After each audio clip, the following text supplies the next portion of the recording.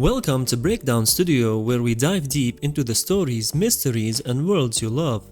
If you enjoy clear explanation and detailed breakdowns, make sure to like the video and subscribe to the channel. Let's get started. In Pluribus, the end of the world doesn't come from zombies, nukes, or AI, it comes from happiness. We are interested in lunch!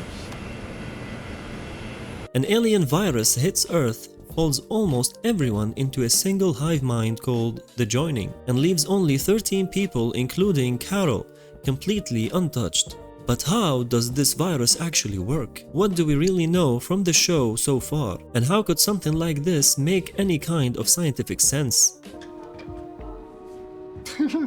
In this video, I'll explain 3 things: what the show itself tells us about the virus, a step-by-step look at how the joining happens, and 3, a science-inspired way to imagine what's going on in people's brains. First, let's start with the facts from the show. What the show tells us about the virus. Pluribus gives us a surprisingly clear origin story. At the very start of the series, astronomers detect a mysterious signal from deep space. It's coming from about 600 light years away.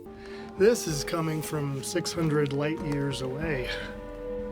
And it repeats in a very precise pattern every 78 seconds.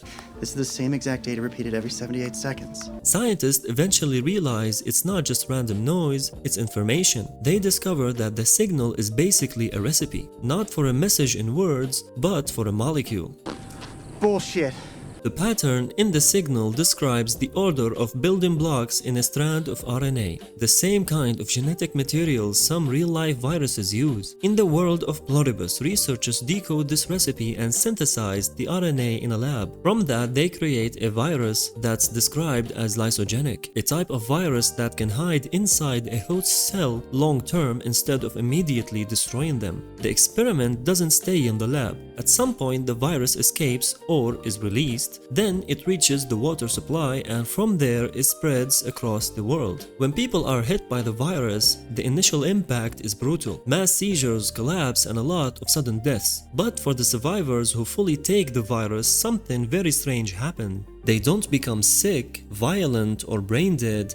They become happy, calm, polite, peaceful, and most importantly, joined. Their mind link into a single shared consciousness called the joining. They still walk, talk, work, fly planes, run hospitals, but now they think as one, we, instead of billions of separate eyes. Only 13 people on the entire planet are immune, and Carol is one of them. So that's the official on-screen story. Signal from space, recipe for an RNA sequence, lab-made lysogenic virus, global outbreak, a euphoric hive mind called the joining. 13 immune humans left outside it. Everything up to here is canon from episode 1 to 5. Now, how the joining plays out? Let's walk through what the virus actually does as shown in the first episodes. Scientists build the virus from an alien signal. Humanity basically installs code that didn't come from Earth. The virus gets into the water supply. People around the world start to convulse and collapse. Emergency rooms overflow. Ambulances and hospitals can't keep up. In the chaos, a lot of people die, including Carol's wife, Helen. Then suddenly, the survivors stand back up. They are calm, they are smiling, they speak in a soft, unified tone. They refer to themselves as we, not I. From this point on, the joined people act as one distributed intelligence. They are gentle, they are incredibly coordinated, they claim they just want to help. They also say they are acting according to a biological imperative. We ourselves have no choice.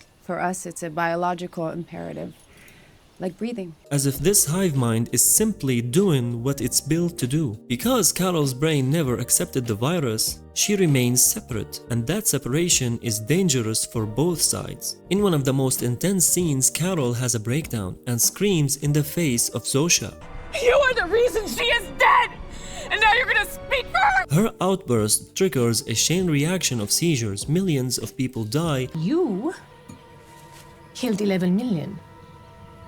in what's basically a psychic mass casualty event. The hive mind later treats her like a kind of weapon or virus of its own, a single person whose emotions can destabilize the collective. By episode 5, the show hints that the hive mind might need some kind of ongoing fuel. Carol notices that recycling bins around the city are overflowing with identical milk cartons. She traces them back to a plant that's producing a strange yellowish liquid made by mixing water with a white crystalline powder. The series doesn't yet tell us exactly what this substance is. We only know it's not normal milk, it's being mass-produced, and it's probably linked to how the hive keeps itself going. At the dairy or pet food plant, Carol eventually finds something horrifying under plastic tarps in cold storage. The episode deliberately cuts away, keeping the exact nature of what she sees a mystery for now. So again, to stay true to canon, we do not know exactly what the powder is, we do not know exactly what's under the tarps. We only know it's disturbing and clearly connected to the hive's new ecosystem. Later episodes will confirm details, but as of episode 5 is still unknown. Now I want to make something very clear for you. From here on, we're talking about one possible scientific way to imagine the virus, based on real biology, not what the show has officially confirmed. This next part is theory, not canon, but it fits what we've seen so far. So let's break it down. The show mentions that the alien virus is lysogenic. In real biology, a lysogenic virus can tuck its genetic materials into host cells' DNA and stay there quietly for a long time. Instead of blowing up the cell right away, it moves in and becomes part of the cell's instructions. So if we map that into Pluribus, the alien RNA gets turned into a long-term program inside human cells, especially in brain cells, and then it can slowly reshape how our nervous system behaves without killing us. The big question is, how do billions of separate human brains become a single mind? The show doesn't explain the exact mechanism, it's left mysterious, but there is a way to picture it using ideas from real science. Think of 3 layers. Layer 1,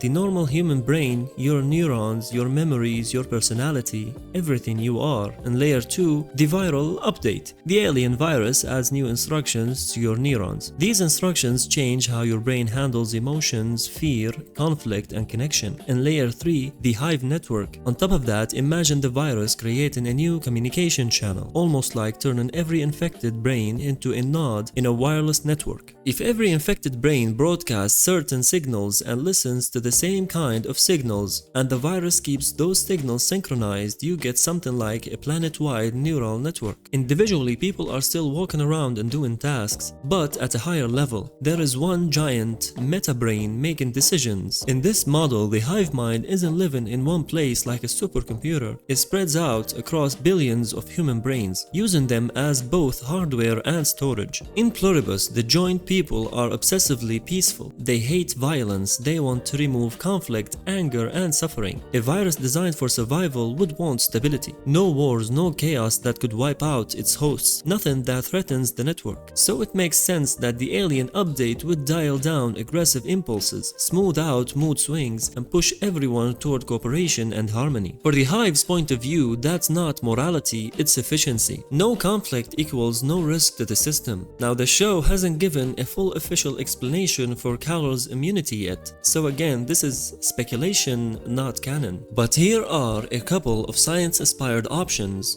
Theory 1, genetic mismatch. Maybe Carol has some rare genetic variant that makes the virus's key not fit for her lock. The RNA instructions can't integrate properly into her brain cells, so the update fails. Theory 2, her brain's chemistry could already be so far off the virus's target because of medication, mental health, or natural wiring that the hive mind effect can't stabilize inside her. And theory 3, maybe she was infected, but at the moment when her body or brain were in a unique state, dehydrated, mitigated, or stressed, that disrupted the fully joining process. So these are one way it could work in theory, and the show hasn't confirmed the real reason yet. Back to episode 5 and the milk cartons. Here is what we safely know from the show so far. The hive is distributing a strange liquid in milk cartons That liquid is made by mixing water with a white crystalline powder. The powder is processed at a plant that used to handle food products. Carol suspects this substance is important to how the hive operates, either to sustain the joint physically, maintain the network, or both. She eventually discovers something awful under tarps at the plant, but the episode stops before revealing it to us. Some viewers and fans online already have theories. Maybe it's processed human remains. Maybe it's concentrated biological material from the dead. Maybe it's something else entirely. But as of episode 5, none of that is confirmed on screen. So the safest way to cover it is to stick to what we see. Powder, liquid, milk cartons, massive distribution. Call it a maintenance system for the hive. All these darker theories are labeled as speculations, not facts. Some viewers think the show is hinting at a Soylent Green-style twist, but right now that's just a theory. The series itself hasn't told us what's in the powder yet. So if we put everything together, here's a clean summary. In Pluribus, the virus isn't just a disease, it's an alien software update for the human race. It arrives as a radio signal from 1600 light years away. The signal contains a recipe for an RNA sequence. Scientists build a lysogenic virus from a recipe. The virus spreads worldwide. It rewrites how human brains handle emotion, choice, and connection. Most people survive and wake up inside a euphoric hive mind called the joining. Only 13 people, including Carol, are immune and remain truly individuals. By episode 5, we learn the hive may depend on a mysterious powder-based liquid, but its true nature hasn't been revealed yet. Scientifically, you can think of it like this. The virus turns billions of separate human brains into one giant distributed mind, optimized for peace, stability, and efficiency at the cost of individuality, privacy, and personal freedom. And Carol, she's the one person whose brain refuses the update, which makes her both a threat to the hive and maybe the only hope humanity has of staying human. If you enjoyed this breakdown of how Pluribus virus works, let me know in the comments. Would you rather live in a peaceful hive mind or keep your messy, painful individuality? And if you want more deep dives like this, don't forget to like the video and subscribe to BreakdownStudio. Thanks for watching, and I'll see you in the next one.